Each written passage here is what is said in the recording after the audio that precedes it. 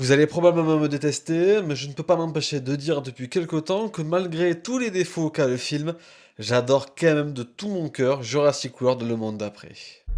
Je voulais montrer quelque chose qui ne soit pas une illusion. Et je sais que ça peut choquer. Je sais vraiment que ça peut choquer au premier abord quand on dit ça, mais c'est vrai que le film a énormément de défauts. Il a d'ailleurs presque plus de défauts que de qualités. Mais en fait, je trouve que tous ces défauts-là sont à la base des qualités qui sont vraiment géniales sur le papier, mais qui ont été très mal développées. Mais ça ne m'empêche pas d'adorer ce film, mais je ne peux pas, je n'y arrive pas à détester le film, tant je suis amoureux de la saga et que j'aime énormément, quoi qu'il arrive, l'univers de Jurassic Park et de Jurassic World.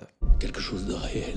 Et c'est uniquement mon cœur de fan qui parle, parce que c'est toujours mon cœur de fan. Si ça serait vraiment juste mon cerveau qui dirait, bon, ben Jurassic World, le monde d'après, oui, il est bourré de défauts, enfin, je veux dire, de facilité scénaristique. On est vraiment sur un film fan service qui est là uniquement pour faire plaisir aux fans.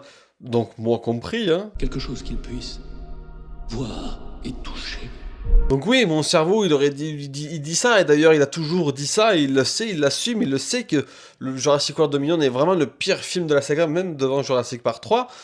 Mais je l'aime quand même. En fait, c'est vraiment l'amour, c'est un amour particulier que j'ai avec ce film-là, parce que c'est un film que j'arrive pas du tout à détester. Je n'y arrive pas. Je me le refais chaque année pour le Jurassic June. Donc pour ceux qui savent pas ce que c'est un événement qui dure tout le mois de juin, où en fait, ben forcément la saga Jurassic Park, Jurassic World.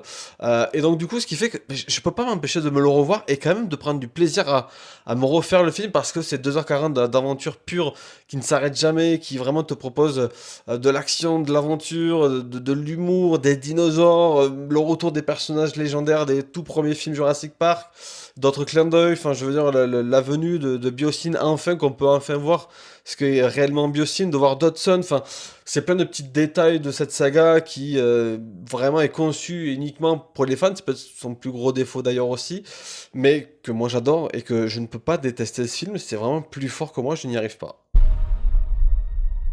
Ellie Sattler.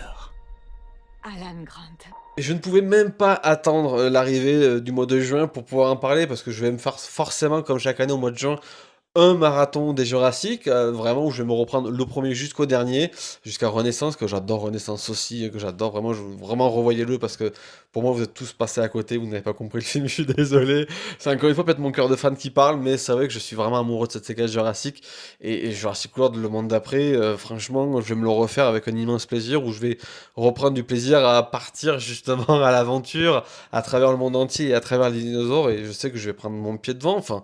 C'est comme ça, je n'y peux rien, je suis fan, comme les fans d'Avengers Endgame qui kiffent Endgame, alors qu'il est vraiment pas bien du tout. Mais c'est pareil, moi, avec Dominion, que bah, je surkiffe, alors que vraiment le film est nul.